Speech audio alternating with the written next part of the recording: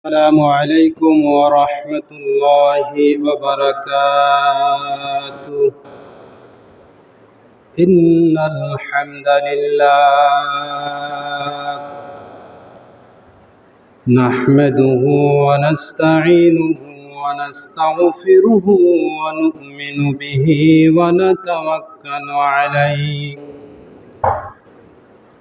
ونعوذ بالله من شرور أنفسنا ومن سيئات أعمالنا.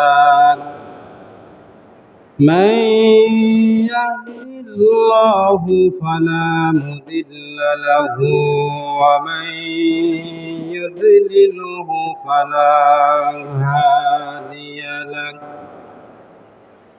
ونشهد أن لا إله إلا الله وحده لا شريك له أرسله بالحق بشيرا ونذيرا وداعيا إلى الله بإذنه وسراجا وقمرا منيرا. فقد قال الله تعالى في كلامه المجيد وفرقانه الحميد: أعوذ بالله من الشيطان الرجيم. بسم الله الرحمن الرحيم. قل إن الموت الذي تفرون منه فإنه ملاقيكم ثم تردون إلى عالم الغيب والشهادة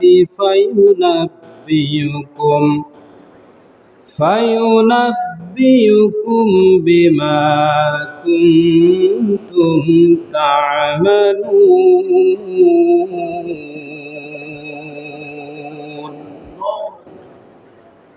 إلى آخر الآية. وقال رسول الله صلى الله عليه وسلم: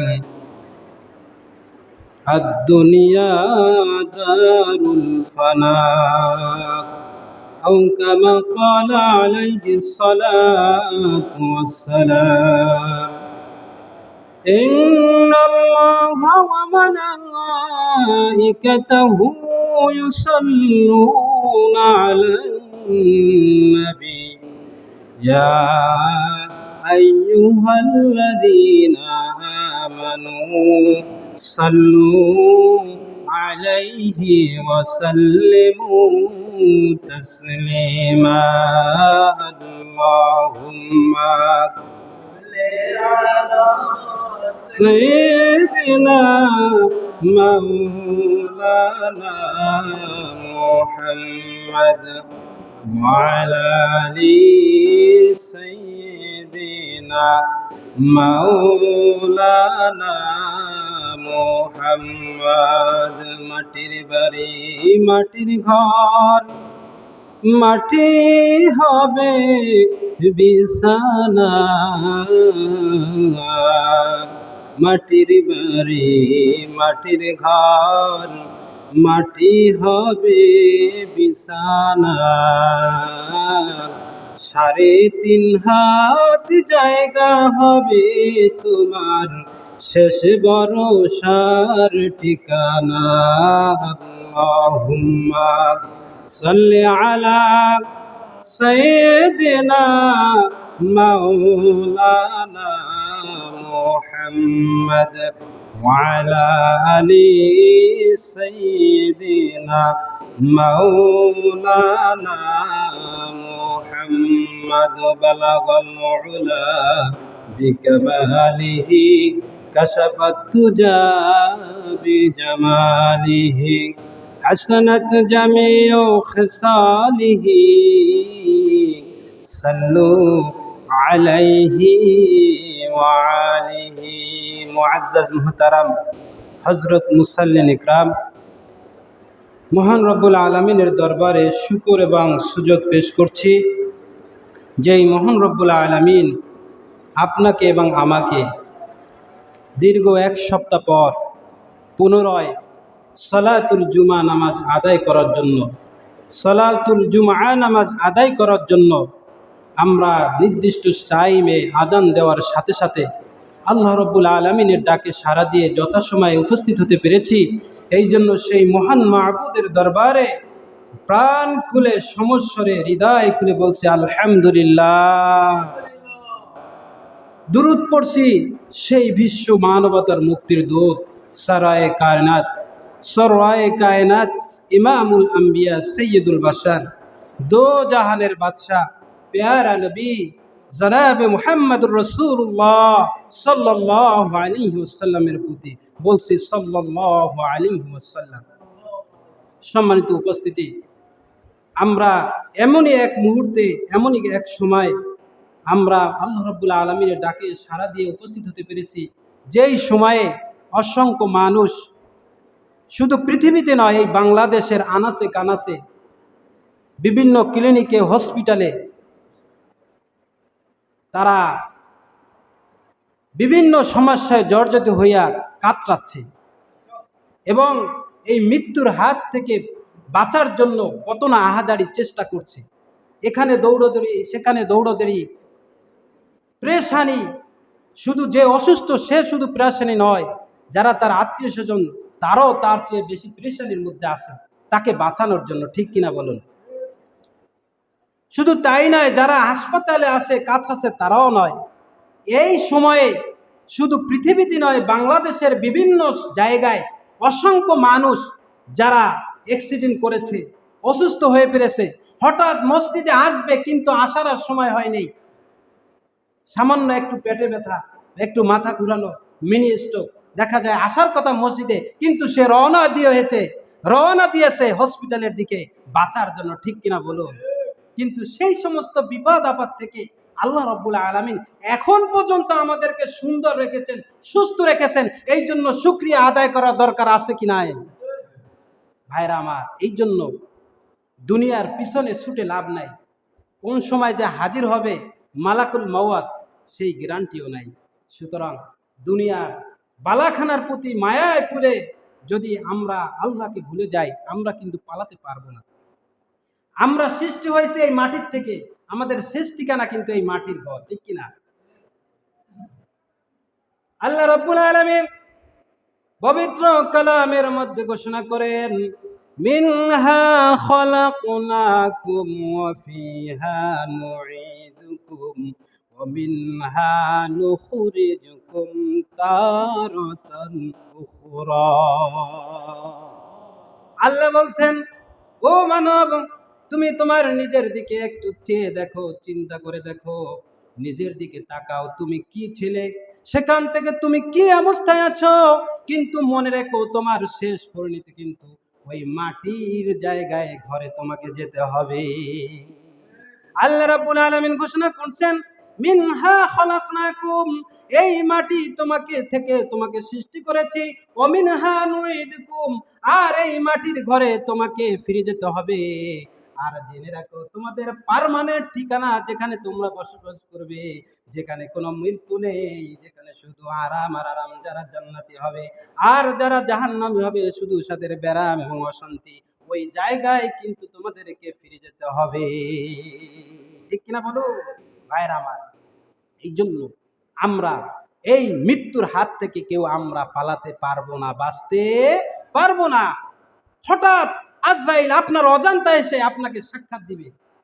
ও আমার ভাইয়েরা, আমাদের কিন্তু প্রত্যেকেরই নাম সহ, রিজিক সহ, আমার হায়াত মওয়াত সহ কিন্তু একটি গাছের পাতায় সব কিছু লিপিবদ্ধ আছে। হাদিসের মধ্যে আসছে, যখন কোনো ব্যক্তির মৃত্যুর সময় হয়ে যায়, 40 দিন আগে ওই গাছের পাতাটা ঝরে পড়ে। আসমান এবং জমিন সমস্ত জায়গায় খবর ছড়িয়ে পড়ে যে অমুক আল্লাহর বান্দা, অমুক বাড়ি, অমুক বংশের লোক, অমুক তার নাম, আর মাত্র তার 40 দিন সময় রয়েছে। মানুষ কিন্তু বুঝতে পারে না, ঠিক কিনা বলুন? কিন্তু এই আসমান এবং জমিনে যত মাখলুকাত রয়েছে, বিশেষ করে আসমানে যে সমস্ত ফেরেশতারা রয়েছে, যারা রয়েছে পরিচালনায়, সবার মুখে সরব হয়ে যায়, জানাজানি হয়ে যায় যে অমুক ব্যক্তি এখনো তো দুনিয়া নিয়ে মস্ত রয়েছে, সে তো বুঝতে পারছে না যে তার মৃত্যুর সময় ঘনিয়ে আসছে, তার গাছের পাতাটা ঝরে পড়ছে 40 দিন আগে।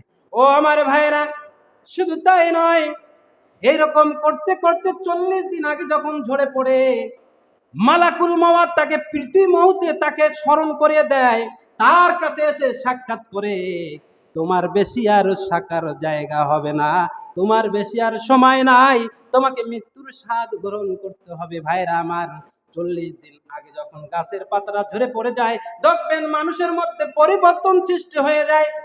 যারা আল্লাহওয়ালা বান্দা তারা কিন্তু বুঝতে পারে, তারা যেভাবে হোক বুঝতে পারে যে আমার আর মনে হয় সময় নাই। আত্মীয় স্বজনদেরকে ডাকে, বলে বাবা কখন জানি ডাক এসে যায়, তোমার প্রতি যদি কোনো বেইনসাফ করতে থাকি, কষ্ট দিয়ে থাকি, তুমি আমাকে মাফ করে দিও। আল্লাহওয়ালা বান্দারা বুঝতে পারে, তাদের মধ্যে সেই সিম্পটম তৈরি হয় এবং তারা সমস্ত কিছু থেকে অ্যালার্ট হয়ে যায়। ও আমার ভাইরা, মৃত্যুর 1 সপ্তাহ আগে আরো সে বুঝতে পারে, তখন তার নিকট তুমি আত্মীয় স্বজন ছেলে সন্তানদেরকে ডাকে কাছে, বাবা আমার শরীরটা ভালো যাচ্ছে না, বোধহয় হয়তো যে কোনো সময় আমার মৃত্যুর ডাক চলে আসতে পারে। ও আমার বাবারা, ও আমার মেয়েরা, ও আমার ছেলেরা, তোমরা কেউ মানামানি করবে না, মিলে মিশে থাকবে। ছেলেকে বলে তুমি তোমার বোনকে ঠকাবে না, স্ত্রীকে বলে তুমি, আমি যদি না থাকি তুমি আমার ছেলে মেয়েদেরকে সুন্দরভাবে ইসলামী আকীদা অনুযায়ী দ্বীনের উপরে তুমি পরিচালিত করিও। বুঝতে পারে, শেষ বিদায় নিয়ে যায়। ভাইয়ের আমার, এরকম করতে করতে যখন 3 দিন সময় থাকে, কয়দিন? 3 দিন সময় থাকে। আলাইহিসসালাম 3 দিন আগে এসে নখ দিয়ে যায়, অ্যালার্ট করে দিয়ে যায়, বান্দা তোমার আর মাত্র 3 দিন সময় আছে।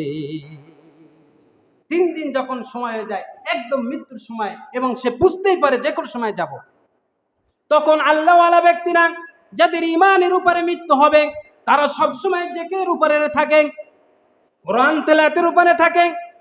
দাবি দেওয়া যদি কোনো অপূর্ণ থাকে, তাদেরকে ডেকে বলে যে আমার যদি তোমার প্রতি কোনো দাবি থাকে আমাকে মাফ করে দাও, হক যদি থাকে তুমি আমাকে মাফ করে দাও। এরকম সে সমস্ত কিছু তার সামনে, চোখের সামনে ভাসতে থাকে, আর সে অসহায় হয়ে যায় এবং সে মৃত্যুর জন্য রেডি হয়ে যায়, এবং ফাইনাল সবার কাছ থেকে সে ক্ষমা নিয়ে যায়।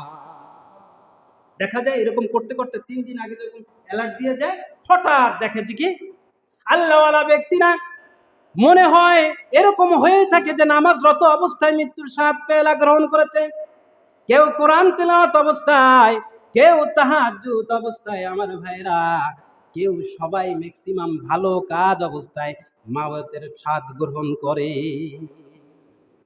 আবার যারা জাহান্নামী, তারা দেখা যায় মৃত্যুর আগে তাদের আকাম পাপ আরো বেশি বেড়ে যায়। অনেকে বলে না, যখন এত বেয়ারো হয়ে যায়, অন্যায় কাজ করে, বলে যে ওর মনের সোলা মনে হয় কাছেই এসেছে, ঠিক কিনা বলুন?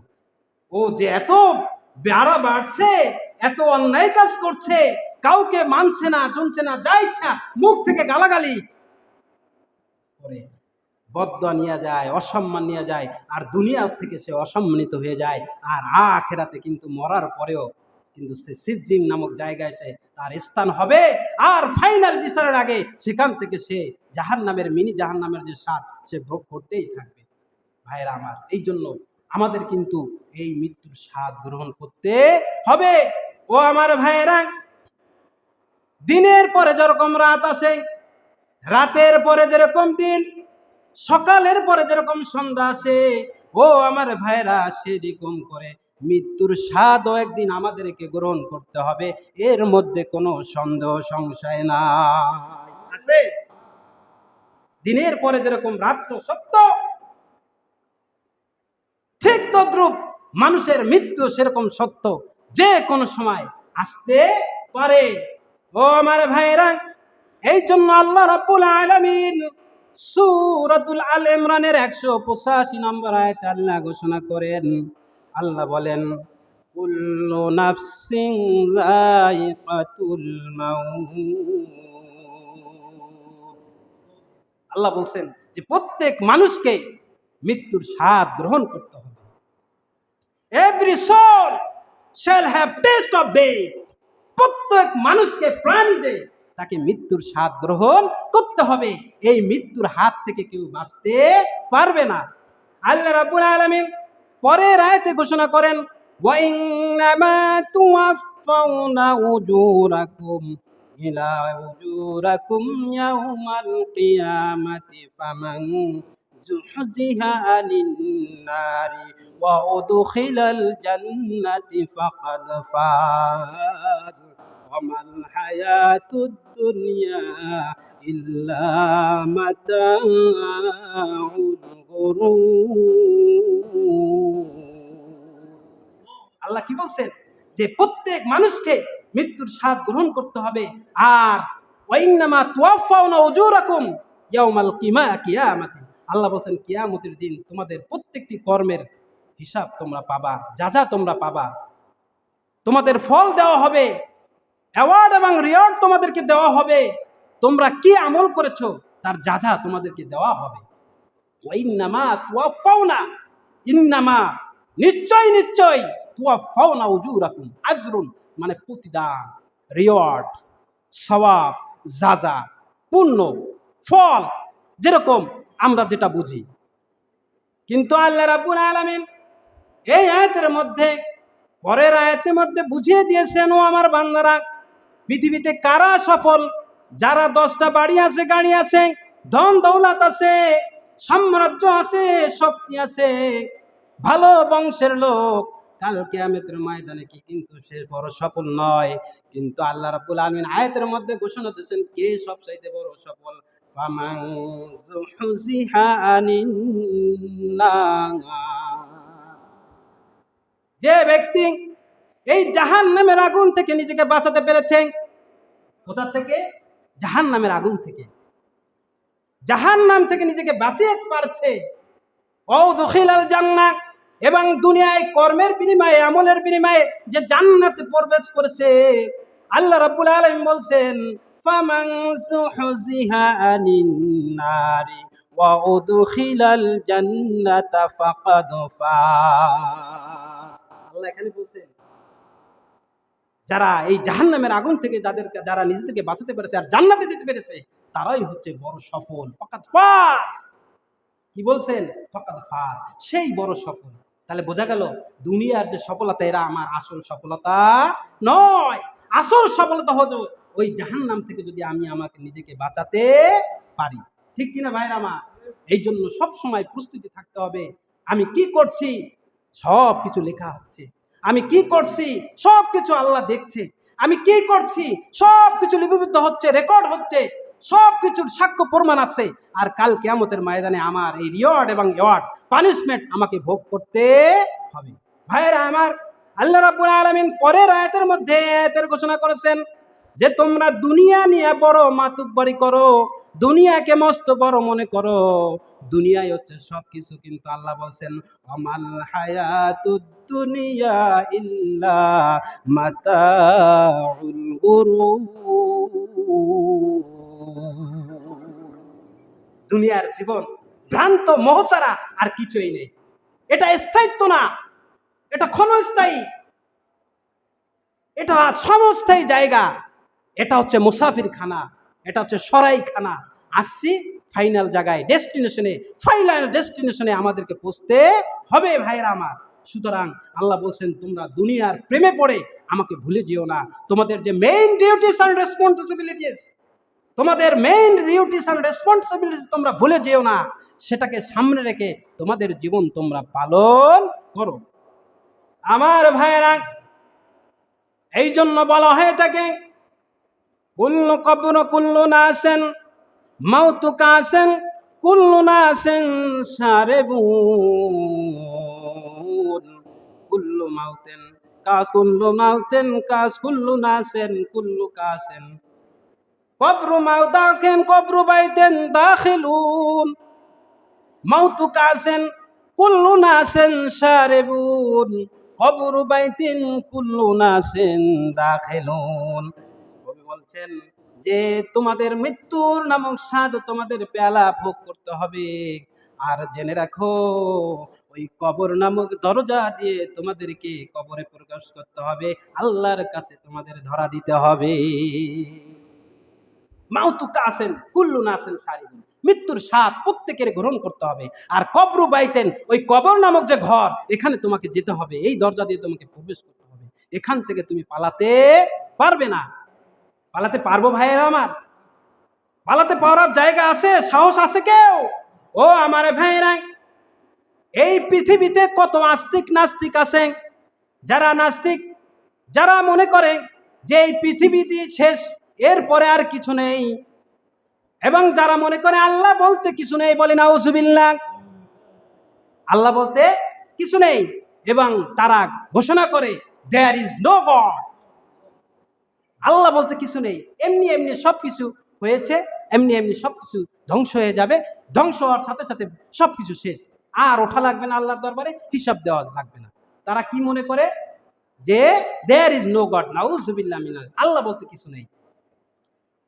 এই বিষয়ে অসংখ্য পণ্ডিতরা, মহামনীষীরা একমত পোষণ করলেও আমার ভাইরা একটা বিষয়ে তারা কোনো দ্বিমত পোষণ করেন নাই, আর সেটা হলো there is no death.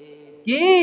There is no death, যে মৃত্যু বলতে কিছু নেই, এটার ব্যাপারে তারা কোনো ডিফার করেন নেই, পার্থক্য সৃষ্টি করেন নেই, মত পার্থক্য করেন নেই, সবাই এক বাক্যে বলতে বাধ্য হয়েছে যে না, মৃত্যুর স্বাদ গ্রহণ করতে হবে, মৃত্যুর স্বাদ গ্রহণ করতে হবে।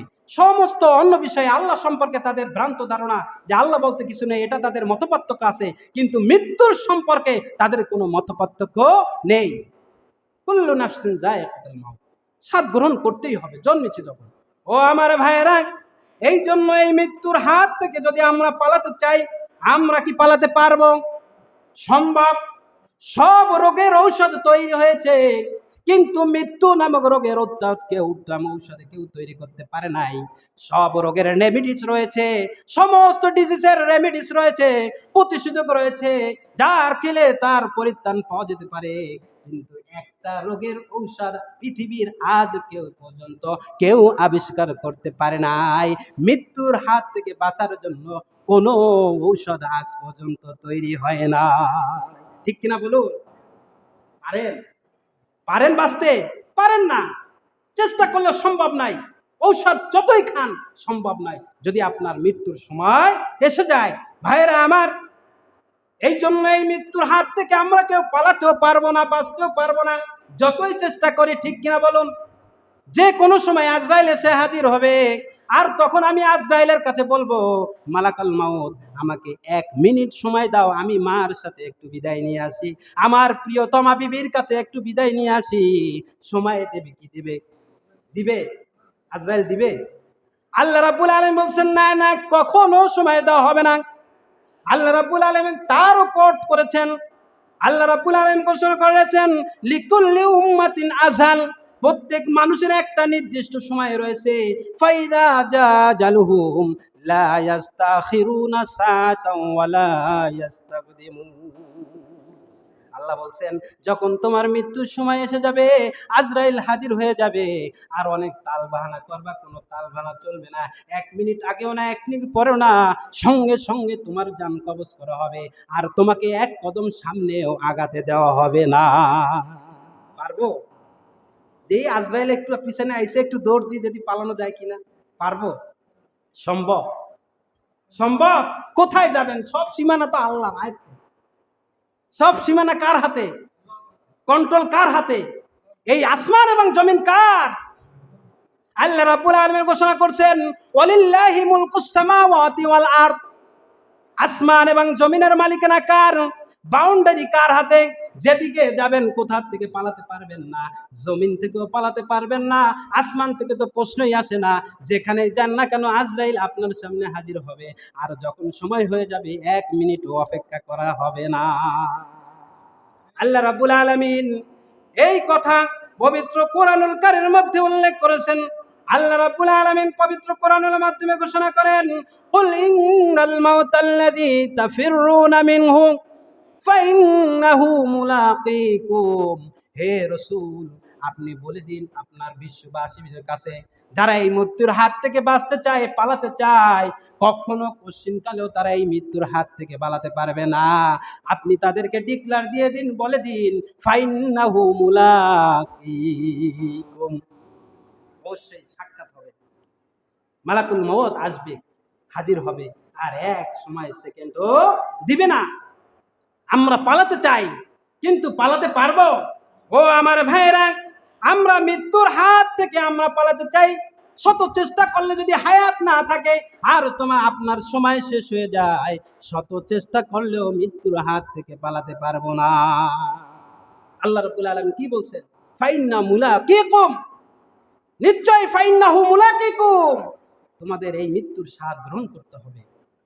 সুম্মা তুরাদ্দুনা ইলা আলিমিল গায়বি ওয়াশ শাহাদা, এবং এই বিশ্ব প্রতিপালক মহান রবের দরবারে তোমাদের সাক্ষাৎ দিতে হবে, হাজির হতে হবে। পালাতে পারবো? হাজিরা দেওয়া লাগবে না দেওয়া লাগবে? লাগবে।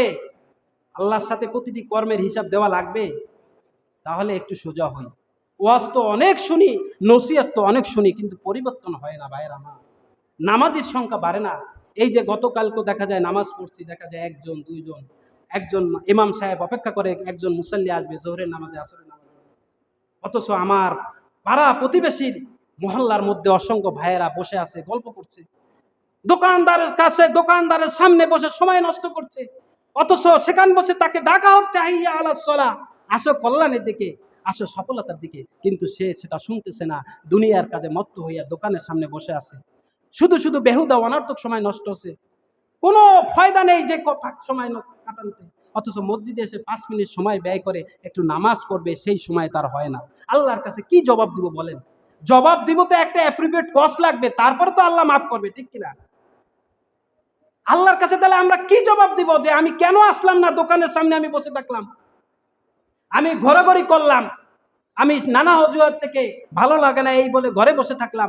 মসজিদে আসা না আসতে পারলেন, কিন্তু ঘরে বসেও তো পড়বেন, সেটাও তো অনেককে পড়েন না।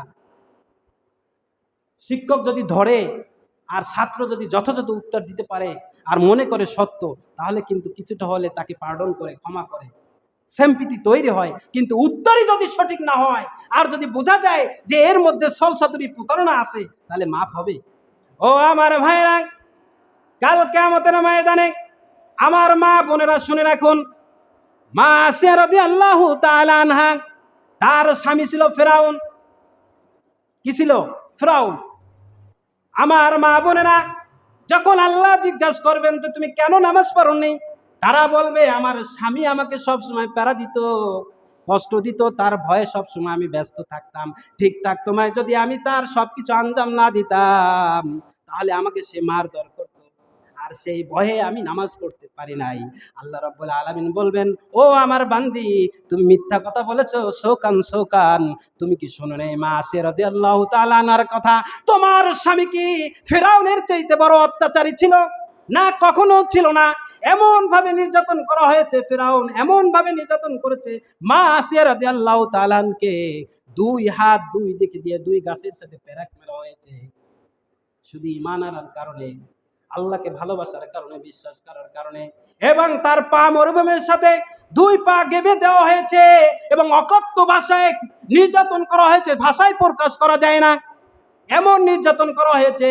কিন্তু সেই মা আসিয়া রাদিয়াল্লাহু তাআলা আনহা একদিনও আল্লাহর শরণ থেকে বিমুখ হয় নাই। তুমি মিথ্যা কথা বলেছো, মিথ্যা কথা বলেছো, যাও যাও, তোমার ঠিকানা জাহান্নাম ছাড়া কিছু হবে না। পালাইতে পারবো? আল্লাহ যদি জিজ্ঞাসা করে ভাইরা, কাল কিয়ামতের ময়দানে আল্লাহ যদি বলে আর বইলেই পরে, ইকরা কিতাবাকা কাফা বিনাফসিকাল ইয়াউমা আলাইকা হাসিবা, তোমারে যে 60 বছর 70 বছর জিন্দেগি দিয়েছিলাম, তুমি তোমার আমলনামাটা একটু পড়ো, আমারে শোনাও, আমারে একটু বিশ্লেষণ করে দেখাও তুমি কিভাবে তুমি কাটাইছো। তাহলে নির্ঘাত জেনে রাখেন, আপনার জাহান্নাম ছাড়া আর উপায় হবে না। কারণ আল্লাহ রাব্বুল আলামিন যদি জিজ্ঞাসা করে বসেন যে তোমার হায়াত কিভাবে কাটাইছো, জীবন কিভাবে কাটাইছো, তোমার আমলনামায় পড়ে শোনাও, কোশ্চিন কালেও আমরা সঠিকভাবে আনসার করতে পারবো না। এই জন্য ভাইরা আমার, তৈরি হই। আল্লাহ রাব্বুল আলামিন পরের আয়াতের মধ্যে বলছেন, কুল ইন্নাল মাউতাল্লাযী তাফিররুনা মিনহু ফাইন্নাহু মুলাকীকুম সুম্মা তুরাদ্দুনা ইলা আলিমিল গায়বি ওয়াশ শাহাদাতি ফায়ুনাব্বিউকুম বিমা কুনতুম তা'মালুন। আল্লাহ বলছেন তোমাদেরকে জানানো হবে, দেখানো হবে। হ্যাঁ, দেখানো হবে, আমলনামা দেখানো হবে। দেখো, পড়ো, কি করেছিলা, কোথায় রেড রেড, কোথায় সবুজ সংকেত, কোথায় রেড সংকেত, দেখো, পড়ো। তুমি দেখো, তোমার হিসাব নেওয়ার জন্য তুমি যথেষ্ট। তুমি আইডেন্টিফাই করবা যে আমি কোথায় যাব। অনেক সময় বলে না শিক্ষক অন্যায় করলে ছাত্রদের, যে তুমি যে অন্যায় করছো এটা তোমার শাস্তি কি হতে পারে বলো, তুমি নিজেই বলো, আমি বলতে চাই না। তখন বলে যে আমি যে অন্যায় করছি আমার এই শাস্তি হতে পারে। আবার অনেক সময় ভয়তে বলেও না, কারণ যে বললেই তো দেখা যায় সঙ্গে সঙ্গে আবার শুরু হবে। ভাইরা আমার, আল্লাহ রাব্বুল আলামিনের হাত থেকে বাঁচার কোনো উপায় নেই। সব কিছু জানানো হবে, দেখানো হবে। ফায়ুনাব্বিউকুম বিমা কুনতুম তা'মালুন, আমাল মানে কাজ, সেখান থেকে তা'মালুনা, তোমরা যে আমল করেছো, কাজ করেছো, what that you done, your good deeds or bad deeds will be shown there, সেখানে দেখানো হবে, পাবলিশ করা হবে। সুতরাং বাঁচতে পারবো না, কেউ বাঁচতে পারে নাই ভাইরা আমার, আমরাও বাঁচতে পারবো না, ঠিক কিনা বলুন? সুতরাং মৃত্যুর জন্য তৈরি হওয়ার দরকার আছে না নাই? ও আমার ভাইরা, একজন বেদিন, বিশ্ব বিখ্যাত বেদিন, সে বুঝতে পেরেছে যে এই পৃথিবীর ক্ষণস্থায়ী পৃথিবীর কোনো দাম নেই। আইসি একা যাইবো একা। আমি আপনাদেরকে একটা রিয়াল এক্সাম্পল দেই। বিশ্বজয়ী, অমরজয়ী, বিশ্বজয়ী নেতা আলেকজান্ডারের নাম আপনারা শুনেছেন। মেসিডোনিয়ায় জন্মগ্রহণ করেছিলেন এবং তিনি অ্যারিস্টটলের ছাত্র ছিলেন। অ্যারিস্টটল দার্শনিক, একজন বিশ্ববিখ্যাত দার্শনিক, নাম শুনেছেন আপনারা। সেই অ্যারিস্টটলের ছাত্র ছিলেন আলেকজান্ডার, তৃতীয় আলেকজান্ডার বলা হয়। বেশি দিন বাঁচে নেই, মাত্র 32-33 বছর হায়াত পেয়েছিলেন। কিন্তু এই 32-33 বছর বয়সে এমন তার কর্মদক্ষতা, এমন তার সাহস ছিল, তিনি তার কর্মদক্ষতা, তার স্কিল দিয়ে, জ্ঞান দিয়ে অর্ধ পৃথিবী 1/3 সে দখল করে ফেলেছেন। তিনি গ্রিস থেকে, মিশর, পারস্য থেকে ভারত উপমহাদেশ, পূর্বাংশ, পশ্চিমাংশ সে দখল করা হয়েছিল। ইতিহাসে বলা হয় যে পৃথিবীর 1/3 সে দখল করেছিল এবং তাকে এক নামে চিনত। কিন্তু হায়াত পেয়েছিল মাত্র 32-33 বছর। আর 16 বছর থেকে সে একজন বিশ্বজয়ী সেনাপতি এবং শাসক হিসাবে পরিণত হয়েছিলেন এবং তার কর্মকর্তা দিয়ে অর্ধ পৃথিবী সে দখল করে ফেলেছিলেন, জয় করে ফেলেছিলেন। ভাইরা আমার, তাকে বলা হয় দুলকারনাইনের সাথে অনেক সময় তুলনাও করা হয়, কিন্তু ইতিহাসের মধ্যে পাওয়া যায় যে বাদশাহ দুলকারনাইন ছিল মুসলমান আর সে ছিল বেদিন। কিন্তু এটা কন্ট্রাডিক্টরি, কোনো করা যাবে না। কিন্তু বাদশাহ জুলকারনাইন যখন সারা পৃথিবী শাসন করেছিলেন, তার কর্মদক্ষতা ছিল, এই আলেকজান্ডারের এইরকম কর্মদক্ষতা ছিল। ও আমার ভাইরা, এই বিশ্বজয়ী, কালজয়ী অমর নেতা, যিনি যখন মৃত্যুবরণ করবেন তার আগ মুহূর্তে তার উজির সেনাপতিদেরকে ডাকলেন, ডেকে 3টা উপদেশ দিলেন, ওসিয়ত করলেন যে আমি তোমাদেরকে 3টা ওসিয়ত করছি, আমার শেষ অভিপ্রায় তোমাদের কাছে পেশ করছি। আমি মরার সাথে সাথে এই শেষ 3টা অভিপ্রায় তোমরা অক্ষরে অক্ষরে বাস্তবায়ন করবে। কি 1 নম্বরের অভিপ্রায় ছিল, ও আমার সেনাপতি, উজির, মন্ত্রী পরিষদ বর্গ, তোমরা শুনে রাখো, আমি যখন মৃত্যুবরণ করব আর যখন আমার খাটিয়ায় উঠানো হবে, খাটিয়া তো আপনারা বোঝেন, খাটিয়ায় যখন উঠানো হবে, আর তোমরা এই খাটিয়া যারা বহন করবে তারা কে করবে আমি বলে যাচ্ছি, আমার যারা চিকিৎসক ছিল, ব্যক্তিগত পার্সোনাল ডক্টর ছিল, তাদেরকে বলিও তারা যেন নিজ কাঁধে আমার মৃত্যুর খাটিয়া বহন করে। কি করে? নিজ কাঁধে বহন করবে। কারা? আমার যারা পার্সোনাল ফিজিশিয়ান ছিল, ডক্টর ছিল, চিকিৎসক ছিল, তারাই বহন করবে। দ্বিতীয় অভিপ্রায় কি? দ্বিতীয় অভিপ্রায় বললেন, ও আমার সেনাপতিরা, উজিররা, ও আমার শাসক বর্গরা, মন্ত্রী পরিষদ বর্গরা, আমার দ্বিতীয় অভিপ্রায় হচ্ছে আমি যখন মরে যাব, আমার সমস্ত অর্জিত ধন সম্পদ সব মাটির উপরে, রাস্তার উপরে যে খাট দিয়া আমাকে বহন করে নিয়ে যাবে, সেই রাস্তায় তোমরা সব সোনা দানা টাকা পয়সা সব বিছিয়ে দিবে। তৃতীয় অভিপ্রায় কি বলল? আলেকজান্ডার বলতেছে, আমার তৃতীয় অভিপ্রায় তোমরা অবশ্যই তোমরা ফুলফিল করবে। আর আমার তৃতীয় অভিপ্রায় হচ্ছে খাটিয়ায় যখন তোমরা উঠাবে, তোমরা আমার দুই হাত দুই দিকে সম্পর্কিত এইরকম ছেড়ে দিবে। কি করবে? দুই হাত দুই দিকে সম্প্রসারিত করবে। বলছেন যে ঠিক আছে। যখন তিনটা প্রশ্ন শুনলো, তখন বলল যে স্যার মহাশয়, আপনার তিনটা অভিপ্রায় শুনলাম, কিন্তু আপনি আমাকে একটু ব্যাখ্যা দেন, এর কারণ কি? ও আমার ভাইরা, দেখেন একজন বিদ্ধিন কিন্তু সে বুঝতে পেরেছে। সে তখন রিপ্লাই দিয়ে সংক্ষেপে বলছি। এক নম্বর, তিনি কেন বললেন যে আমার ফিজিশিয়ানরা, ডক্টররা নিজ কাঁধে আমার খাটিয়া বহন করবে? তখন তিনি উত্তর করলেন, পৃথিবীর বুকে আমি ইতিহাস এবং স্মরণীয় হয়ে থাকতে চাই, এবং আমি একটা নসিহত, উপদেশ এবং দিক নির্দেশনা রেখে যেতে চাই।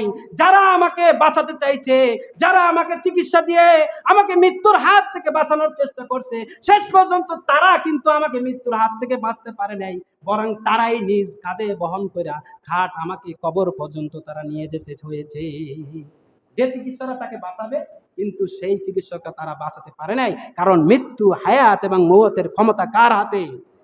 আল্লাহর হাতে। কার হাতে? আল্লাহর হাতে। একটু বলেন না, কার হাতে? আল্লাহর হাতে। দেখেন শত বড় বড় চিকিৎসকরা মেডিকেল বোর্ড গঠন করে, কিন্তু তারপরও মৃত্যুর হাত থেকে বাঁচাতে পারে না, কারণ হায়াতের মালিক কে? আল্লাহ। মওতের মালিক কে? তিনি বললেন, আমি নিদর্শন দেখতে চাই যে চিকিৎসকরা আপ্রাণ চেষ্টা করে আমাকে বাঁচাতে চাইছে, আমার টাকা পয়সার অভাব ছিল না, আমি বিশ্বজয়ী সেনাপতি এবং বিশ্বের অর্ধ পৃথিবীর শাসক, কিন্তু সেই চিকিৎসকরা আমাকে বাঁচাতে পারে নাই, কারণ এই মৃত্যুর হাত থেকে আমি বাঁচতে পারবো না, আমাকে আল্লাহর কাছে সাক্ষাৎ দিতেই হবে। আর যারা আমাকে বাঁচানোর চেষ্টা করছে তারা ব্যর্থ, তারা স্বয়ং সেই ঘাট তাদের কাজে বহন করেছে। দ্বিতীয়ত আলেকজান্ডার বলতেছে, কেন আমি তোমাদেরকে আমার যে কবরে লাশ নিয়ে যাওয়া হবে, সেই রাস্তায় আমার স্বর্ণ ধর্ণ টাকা পয়সা সব বিছিয়ে রাখতে পেরেছি। আমি এখান থেকে শিক্ষা দিতে চাই, পৃথিবীর বাসীর কাছে একটা মেসেজ দিতে চাই। সেই মেসেজ হলো, আমি যে পৃথিবীতে পেরেশান হইয়া হালালকে হালাম মনে না কইরা এত ধন করি, টাকা পয়সা সবকিছু সম্পদ কামাই করেছি, কিন্তু এই ধন সম্পদ আমার সাথে একটু পরিমাণও দেওয়া হয়নি। ঠিক কিনা বলো? আপনি যখন মৃত্যুবরণ করবেন, আপনার এই বালাখানা টাকা পয়সা ধন দৌলত সবকিছু আপনার কিছু সাথে যাবে? যাবে না। তিনি বললেন, পৃথিবীর বাসীর কাছে আমি মেসেজ দিতে চাই যে আমি এত পেরেশানি ছিলাম, দুনিয়ায় কামাইছি, হালাল হারাম পরোয়া করি নেই, আমি দুনিয়ায় মত্ত ছিলাম, কিন্তু যা কামাই করলাম কিন্তু সেটা তো আমি নিতে পারলাম না, সেটা তো আমার সেই মাটির উপরে রেখে দিলাম। যে বুঝাতে চাচ্ছি যে মাটির থেকে আমি তৈরি হয়েছি, আর আমি মাথার ঘাম পায়ে ফেলেছি, সেই মাটিতে আমার ধন সম্পদ খেয়ে ফেলবে, আমার সাথে কিছু যাবে না। ও আমার ভাইয়েরা, তৃতীয় অভিপ্রায় কেন করলাম? তিনি বললেন, আমি পৃথিবীর বাসীর কাছে মেসেজ দিতে চাই, আমি আইসি কিন্তু খালি হাতে, যাবেও কিন্তু খালি হাতে, সঙ্গে কিছু আমার যাবে না। আমার ধান দৌলত টাকা পয়সা একটা মাত্র জিনিস যাবে, আমার সৎকর্ম আমার সাথে যাবে। এই জন্য আমি দুই হাত সম্প্রসারিত করে পৃথিবীর বাসীর কাছে মেসেজ দিয়ে যেতে চাই, আমি বিশ্বজয়ী বিশ্ব নেতা আলেকজান্ডার, আমি খালি হাত তোমাদেরকে দেখাই যাচ্ছি যে আমি কিন্তু এত কিছু অর্জন করেছি, কোনো কিছু আমি সাথে নিয়ে যেতে পারি না। পারবো আমরা? এই যে আপনি পরিশ্রম করেন, কষ্ট করেন, হালালকে হালাল মনে করেন না, হারামকে হালাল মনে করেন না, যা ইচ্ছা তাই করেন, শুধু কামাই আর কামাই, বাঁচতে হবে, খাইতে হবে, দুনিয়ার মোহে পড়ে আপনি শুধু কামান আর কামান, কিন্তু পার্থক্য করেন না। কিন্তু এই সম্পদ আপনার হাত খালি, যাওয়ার সময় হাত খালি। আপনার একটা আদরের একটা আন্টি আপনার হাতে দেওয়া হবে না, একটা চেন আপনার হাতে দেওয়া হবে না, আর সুন্দর কাপড়ও কিন্তু আপনাকে বেশি দেবে না। যারা আপনার হাল থাকবে তারা মনে করবে যে কয়েকদিন পরে কিন্তু কাপড় মাটির সাথে মিশে যাবে, এত বেশি টাকা দিয়া কাফন কেনার দরকার কি আছে? ও আমার ভাইরা, একটু চিন্তা করেন, থিঙ্ক ইয়োরসেলফ, একটু চোখ বন্ধ করেন। কোথায় আছি, কোথায় যাব? আপনি কি ছিলেন, এখন কি অবস্থায় আছেন? যে কোনো সময় আজরাইল এসে হাজির হতে পারে। সুতরাং আজরাইল আসার আগে নিজেকে তৈরি করুন, প্রিপেয়ার ইয়োরসেলফ, নিজেকে জাস্টিফাই করুন, আমি কি করণীয়, কি করছি। আমার কিন্তু শেষ ঠিকানা আখেরাত, আমার শেষ জায়গা কিন্তু কবর, সারি তিনার জায়গা। এই পৃথিবীর কোনো কিছু আমার সাথে যাবে না। সেখানে কিন্তু আলো নেই, বাতাস নেই, শুধু অন্ধকার আর অন্ধকার। কিন্তু ওই ঘরটাকে যদি সাজাতে চান, আরাম আয়েশে যদি ভরপুর করতে চান, আনন্দময় করতে চান, দুনিয়ার জীবনে একটু স্যাক্রিফাইস করতে হবে। No sacrifice no gain, no sacrifice no reward. আর যদি আপনি স্যাক্রিফাইস করেন দুনিয়ার জন্য, আখিরাতের জন্য, আখিরাত পাওয়ার জন্য স্যাক্রিফাইস না করেন, কিন্তু ওই হাত খালি হয়ে যাবে। হাত খালি হয়ে অবস্থায় যাবেন, কিছুই যাবে না, ধন দৌলত গেল না, আর নেক আমলও কামাই করতে পারলেন না। আপনি দুনিয়ায় ব্যর্থ, আখিরাতে ব্যর্থ। এই জন্য আল্লাহ রাব্বুল আলামিন বলছেন, ফামান যুহজিহা আনিন নার ওয়া উদখিলাল জান্নাতা ফাকাদ ফাজ।